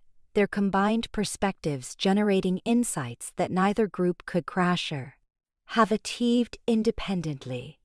One proposal that particularly caught her attention involved the development of healing techniques that combined mortal medical knowledge with Fey regenerative magic. The research team believed they could create treatments for diseases and injuries that were currently considered incurable, potentially extending healthy lifespans for mortals while also improving the quality of life for Fey whose magical abilities had been damaged by accidents or conflicts. This could revolutionize healthcare in both realms, she observed, studying the detailed technical specifications the team had provided. The implications for alleviating suffering would be enormous, though we'd need to be careful about how such treatments were distributed to avoid creating new forms of inequality. Lyrian, who had been serving as her primary advisor on matters involving the integration of mortal and Fey populations, nodded agreement. The team has already considered that issue and proposed a tiered implementation system that would prioritize the most serious cases while gradually expanding access as production capabilities increase. They've also suggested establishing training programs that would allow mortal medical professionals to learn basic Fey healing techniques. End quote. The idea of sharing such knowledge with the mortal world raised complex questions about the boundaries between realms and the potential consequences of revealing supernatural capabilities to human institutions. Yet the potential benefits were undeniable, particularly for conditions like cancer and neurological disorders that continued to cause immense suffering despite advances in conventional medicine. Schedule a detailed presentation for next week, she decided. I want to hear their full proposal and understand the safeguards they've developed for protecting both realms if something goes wrong with the implementation process. The rest of the evening passed in similar fashion, with Elara reviewing and responding to dozens of initiatives that reflected the creative energy unleashed by her emphasis on collaboration and innovation. Each decision required careful consideration of multiple perspectives and potential consequences, but she found the work deeply satisfying in ways that her previous career had never provided. By the time she finally retired to the private chambers she shared with Kaylin, the palace had settled into the peaceful quiet that marked the transition between the day's administrative activities and the night's more personal, pursuits. The rooms themselves had been extensively modified since she first arrived in the Fey realm, incorporating design elements that reflected her mortal heritage alongside traditional Fey aesthetics. You seem troubled by something, Kaylin observed as they prepared for sleep, his sensitivity to her emotional state having grown stronger over the years of their partnership. Is it the meeting with Queen Mab, or something else entirely? Elara paused in her nightly routine, considering how to articulate the complex feelings that had been building throughout the day. I've been thinking about identity, about what it means to be caught between worlds in the way that I am. 3 years ago, I was a mortal woman with a relatively simple life and straightforward goals. Now I'm responsible for the welfare of thousands of beings, making decisions that will affect the development of entire civilizations. Do you regret the transformation? The question carried no judgment, only genuine curiosity about her inner state. No, not exactly. I believe in what we're building here, and I can see the positive impact our work is having on people's lives. But sometimes I wonder whether I've lost something essential in the process. Whether the person I was before still exists somewhere underneath all the responsibilities and magical abilities. Kaylin was quiet for a long moment, his expression thoughtful as he considered her concerns. I think, he said finally, that you're asking the wrong question. You haven't lost your essential self. You've simply discovered capabilities and purposes that were always present but never had the opportunity to fully develop. The compassion that drives your reforms, the determination that helped you survive Morvaine's assault, the wisdom that guides your daily decisions. All of those qualities were part of who you were, long before you crossed the veil between worlds. His words resonated with something deep within her, offering a perspective she hadn't previously considered. Perhaps the transformation she had undergone wasn't a fundamental change in her nature, but rather the full expression of potentials that had always existed within her mortal form. The power she now wielded might be supernatural in origin, but the principles that guided its use remained rooted in the values she had developed during her human lifetime. "The meeting with Queen Mab troubles me more than I initially realized," she admitted. "The Winter Court has remained aloof from interrealm politics for so long that her sudden interest in direct negotiations suggests something significant is developing. I'm concerned that we may be approaching another crisis that will require difficult choices. Whatever challenges emerge, we'll face them together," Kalen assured her, his hand finding hers in the darkness. "The strength we've built over these past 3 years isn't just political or magical, it's personal. Rooted in trust and shared commitment to principles that transcend immediate circumstances."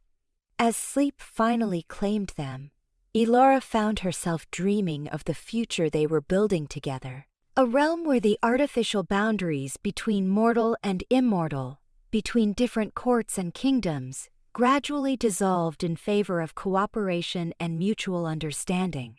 The dreams were peaceful and hopeful, filled with images of thriving communities and innovative discoveries that would benefit all the inhabitants of their expanded domain. But underlying those pleasant visions was an awareness that their work was far from complete, that the forces of tradition and fear would continue to resist the changes they represented. The meeting with Queen Mab would likely bring new challenges and opportunities, tests of their resolve and wisdom that would determine whether their reforms could survive contact with the broader supernatural community. The weeks leading up to the convergence passed quickly, filled with preparations for the diplomatic encounter and continued work on the various initiatives that kept the Summer Court's administration busy. Reports from their intelligence network suggested that other courts were also making unusual preparations, though the purposes of their activities remained unclear. 5 days before the scheduled meeting, an unexpected visitor arrived at the Crystal Palace, requesting an immediate audience with Queen Elara. The visitor was announced as Lady Silverwind of the Spring Court, though Elara didn't recognize the name from her extensive studies of intercourt politics and diplomacy. Lady Silverwind proved to be a fae of ancient lineage, whose appearance defied easy categorization. Her features shifted subtly, depending on the angle from which she was viewed, sometimes appearing youthful and vibrant, other times bearing the weight of centuries. Her eyes held depths that spoke to experiences spanning multiple ages of fae history, while her voice carried harmonics that resonated with the fundamental frequencies of growing things. "I come bearing a warning from Queen Titania," she announced without preamble once the formal courtesies had been observed. "The convergence you plan to attend may not be the simple diplomatic meeting that Queen Mab has represented it to be. Our sources suggest that she intends to propose something far more significant than routine negotiations between neighboring courts." End quote. This revelation sent a chill down Elara's spine, confirming her instinctive concerns about the Winter Queen's motives. "What kind of proposal are we talking about?" "A fundamental restructuring of the relationship between the Fae realm and the mortal world," Lady Silverwind replied, her expression grave. "Queen Mab has become convinced that the barriers between realms are weakening beyond repair, and that direct intervention will soon become necessary to prevent catastrophic interactions between our populations." The implications of such a development were staggering. If the barriers between worlds were indeed failing, it could lead to chaos on an unprecedented scale, as mortal governments struggled to comprehend the existence of supernatural entities, while Fae courts competed for influence over human societies. The careful balance that had maintained peace between realms for millennia could collapse overnight, leading to conflicts that would devastate both populations. Does Queen Titania have any suggestions for how we should respond to this situation? She believes that your unique position as a mortal-born Fae ruler makes you ideally suited to help develop solutions that protect both realms' interests. However, she also warns that Queen Mab's proposed remedies may involve restrictions on cross-realm travel and communication that would effectively isolate the courts from the mortal world permanently. This possibility was particularly troubling given the progress they had made in developing collaborative projects between mortal and Fae researchers. To abandon those initiatives just as they were beginning to yield significant results would be a tragedy not just for the Summer Court, but for both realms' long-term development. "Thank you for bringing us this information," Elara said formally. "Please convey our gratitude to Queen Titania and assure her that we will consider her concerns carefully as we prepare for the upcoming negotiations." After Lady Silverwind's departure, Elara and her advisors spent hours analyzing the new information and developing contingency plans for various scenarios they might encounter at the neutral grounds. The complexity of the challenges they potentially faced was daunting, requiring them to balance immediate stability concerns with long-term strategic goals while navigating the intricate web of relationships between the various supernatural factions. "The key question," Lyrian observed during one of their strategy sessions, "is whether we can present alternatives to Queen Mab's proposals that address her concerns about barrier deterioration while preserving the beneficial aspects of interrealm cooperation. That assumes she's genuinely interested in finding collaborative solutions, rather than simply imposing her will on the rest of us," Kaelin replied skeptically. "The Winter Court has always operated according to its own logic, often in ways that seem arbitrary or incomprehensible to outsiders." Elara found herself caught between these perspectives, recognizing the validity of both viewpoints while struggling to develop an approach that could accommodate the conflicting interests involved. The responsibility she felt for protecting not just her own court, but the broader principle of cooperative governance weighed heavily on her shoulders. As the day of the convergence approached, she made a decision that surprised even her closest advisors. Rather than traveling to the neutral grounds with the traditional retinue of guards and diplomatic personnel, she chose to attend the meeting with only Kaelin and Lyrian as companions. The gesture was intended to demonstrate her confidence in peaceful resolution, while also avoiding any appearance of military threat that might escalate tensions unnecessarily. The journey to the neutral grounds required them to travel through regions of space and time that existed outside normal reality, following paths that were accessible only during the brief windows when dimensional barriers became permeable. The experience was simultaneously exhilarating and disorienting, as familiar concepts of distance and duration lost their meaning in favor of more fundamental measurements of magical resonance and intentional focus.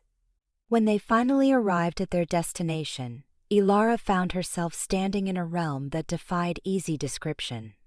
The neutral grounds existed as a complex geometric structure that folded back on itself in ways that challenged three-dimensional perception, its surfaces reflecting light from sources that remained perpetually hidden. The air itself seemed to thrum with potential energy, as if the very fabric of reality was more malleable here than in conventional locations. Queen Mab awaited them at the center of the construct, her presence transforming the abstract geometry around her into something resembling a formal reception hall. The Winter Queen was exactly as imposing as Elara had expected, her beauty so perfect and terrible that looking at her directly required conscious effort. Ice crystals formed in the air around her with each breath, while her eyes held depths that seemed to contain entire frozen landscapes. "Welcome, young queen," Mab said, her voice carrying the authority of absolute winters and endless nights. "I trust your journey was educational.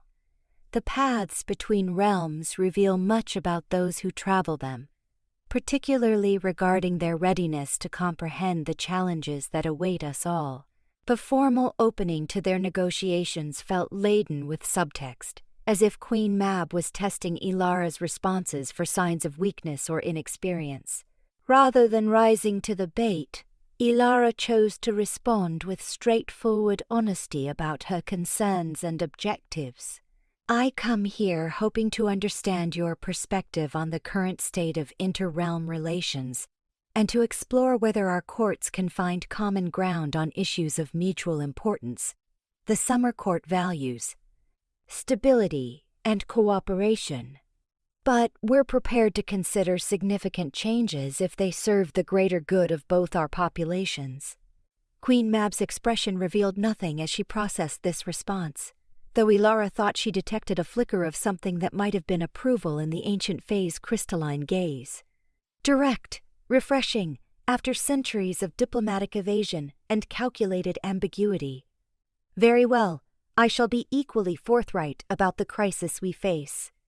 What followed was a detailed explanation of the Winter Court's observations regarding the deteriorating barriers between realms, supported by evidence that painted a troubling picture of accelerating instability. According to Mab's analysis, the fundamental forces that maintained separation between mortal and Fae worlds were breaking down due to a combination of factors, including increased magical activity, technological developments in the mortal realm that interfered with supernatural energies, and the growing number of beings like Elara herself who existed partially in both domains. "The choice before us is simple," Queen Mab concluded. "We can either act decisively to reinforce the barriers and maintain traditional separation, or we can prepare for an era of open contact between our peoples with all the chaos and conflict that such interaction would inevitably generate." The stark nature of this ultimatum troubled Elara deeply, as it seemed to eliminate the possibility of finding middle ground that preserved beneficial cooperation while managing the risks involved. Yet she could sense the genuine concern underlying Mab's proposals, a recognition that unprepared contact between mortal and Fae civilizations could indeed lead to catastrophic consequences for both sides. "What specific measures are you proposing?" she asked, though part of her already dreaded the answer.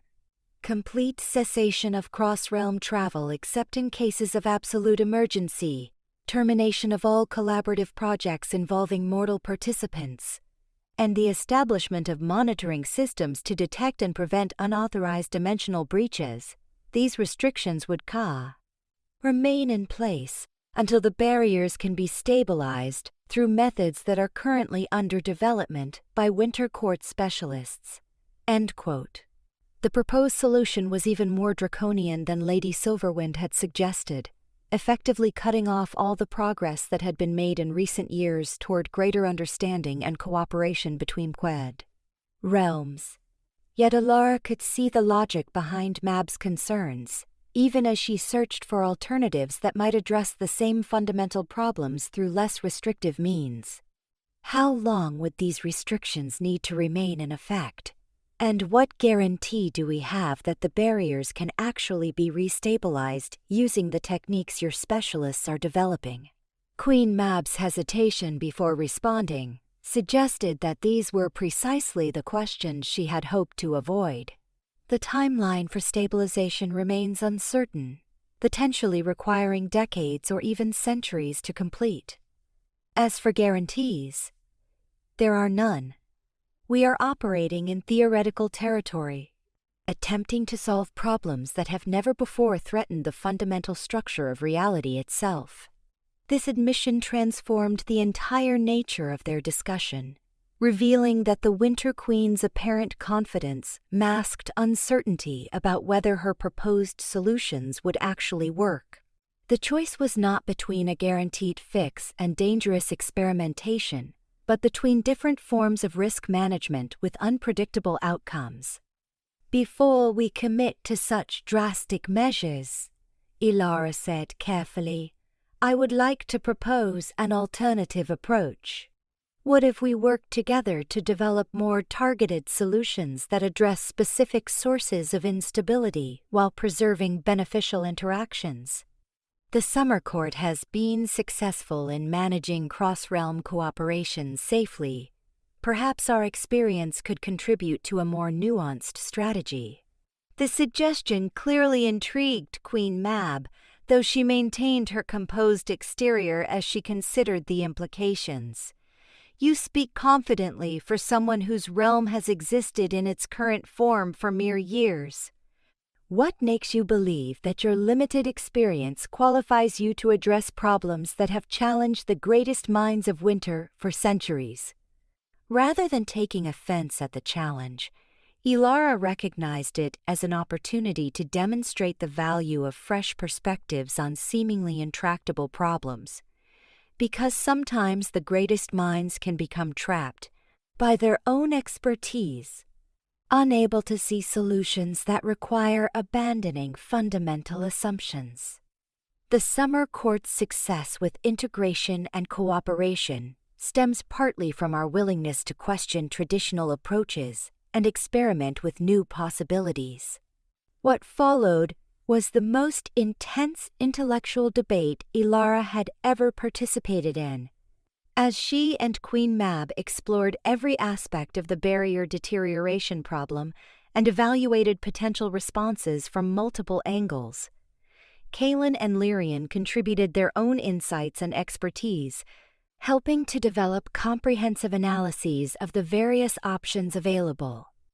Gradually, a new proposal began to emerge from their discussions, one that combined elements of Mab's caution with the Summer Court's emphasis on cooperation.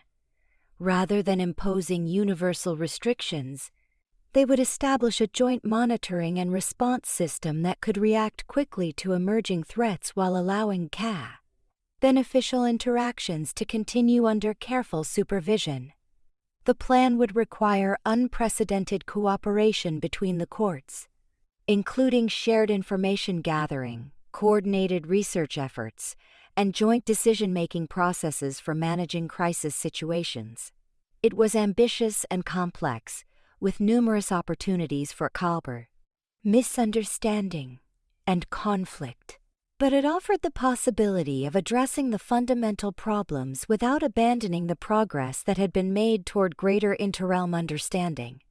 "This proposal has merit," Queen Mab acknowledged as they concluded their formal negotiations, "though I reserve the right to implement more restrictive measures if the collaborative approach proves insufficient to contain emerging threats. The stakes are too high to allow sentiment or idealism to override practical necessity." "Agreed," Elara replied, understanding that this was likely the best compromise they could achieve given the constraints of the situation. "But I also reserve the right to advocate for alternative approaches if the monitoring data suggests that cooperation is more effective than isolation at maintaining stability." As they prepared to depart the neutral grounds and return to their respective realms, Elara reflected on what they had accomplished during the intense negotiations. The agreement they had reached was imperfect and potentially fragile, but it represented a genuine effort to balance competing concerns while preserving the possibility of continued progress toward greater understanding between realms. The true test of their success would come in the months and years ahead as they worked to implement the monitoring systems and response protocols they had agreed upon. The challenges would be enormous, requiring them to overcome centuries of suspicion and territorial thinking while developing new forms of cooperation that served all parties' interests. But for the first time since learning about the barrier deterioration crisis, Elara felt genuinely hopeful about their ability to find solutions that protected both realms without sacrificing the advances in cooperation and understanding that had become central to her vision for the future. The war beneath the stars had ended with her victory over Morvaine, but the peace she was building would be tested by challenges that required wisdom rather than strength, collaboration rather than domination. As the summer court delegation began their journey home through the folded dimensions that connected the neutral grounds to conventional reality, Elara found herself looking forward to the work ahead with renewed determination and purpose. The realm she ruled had become more than just another Fey court. It had become a laboratory for exploring new possibilities in governance, cooperation, and the fundamental relationship between different forms of sentient life. Whatever challenges the future might bring, she would meet them with the same principles that had guided her through the transformation from mortal captive to immortal queen. Compassion tempered by wisdom, strength channeled toward protection rather than domination, and an unwavering commitment to the belief that different peoples could work together to create something greater than any of them could achieve alone.